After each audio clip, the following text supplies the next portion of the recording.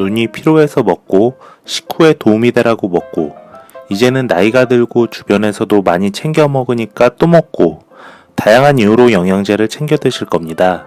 하지만 딱히 효과는 모르겠다고요? 분명히 있습니다. 엄청난 부작용이 말이죠.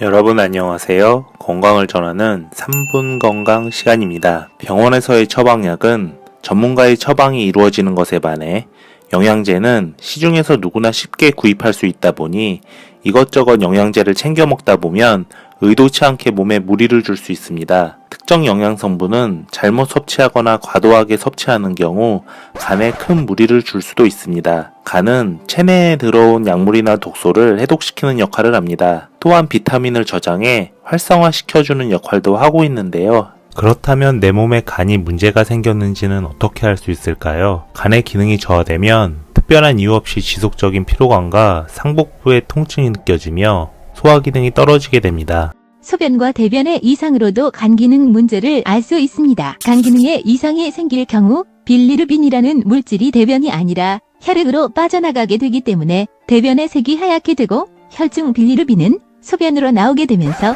소변색이 다갈색으로 짙어지게 됩니다. 간에 문제가 생긴 경우에 눈과 피부에 황달 증상이 나타나기도 합니다. 황달은 소변의 이상 증세처럼 체외 배출이 잘 이루어지지 않아 체내에 쌓이게 되고 빌리루빈 색소 때문에 피부가 노랗게 변하게 되는 것입니다. 간에서 혈액 응고인자를 제대로 생산하지 못하는 경우 잇몸이나 코에서 출혈 증상이 나타나서 작은 충격에도 멍이 잘 들게 되기도 합니다. 다음으로는 간독성을 유발하는 영양제에는 어떤 것들이 있는지 알아보겠습니다. 먼저 철분 영양제입니다. 피로감이나 어지러움 등 두통 등은 어디서든 볼 수 있는 흔한 증상입니다. 철분제를 바로 섭취하기보다는 철분 수치가 정상인지 확인을 먼저 하신 후에 복용을 결정하셔야 합니다. 철분 과다 섭취로 인해 가장 빨리 망가지는 장기가 바로 간이기 때문입니다. 특히 뇌신경에 철분이 축적될 경우 치매가 온다는 연구도 있으니 특히 주의를 하셔야 합니다. 또 철분을 과잉 섭취하면 심장질환 위험이 높아지게 됩니다. 이는 철분이 활성산소의 생성을 증가시키기 때문입니다. 철분과 칼슘 성분 모두가 부족해 따로 복용해야 하는 경우 섭취 시 주의가 필요합니다. 두 성분을 모두 복용해야 하는 경우라면 한 달 단위로 번갈아 가며 섭취하는 것이 좋습니다. 참고로 미국 프레이밍햄 심장건강조사에 따르면 노인 중 12%는 철분 보충제를 과용하고 있지만 그중 철분 결핍에 의한 빈혈 환자는 단 한 사람도 없는 것으로 나타났다고 합니다. 다음으로는 비타민 E입니다.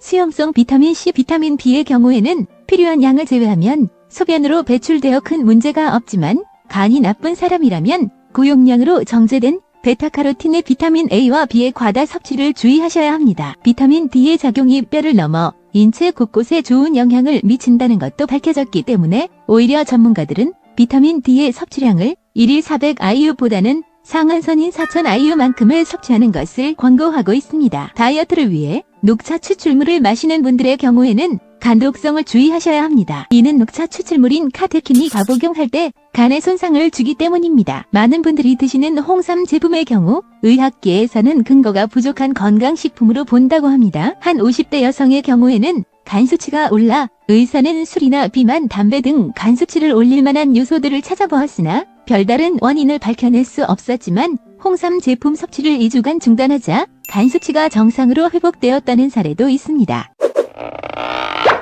오늘은 영양제를 오용하는 경우 생길 수 있는 부작용에 대해 알아봤는데요. 영양제의 효과와 섭취량을 정확히 아는 것이 중요하다 하겠습니다. 오늘 영상 도움 되셨나요? 구독 부탁드립니다.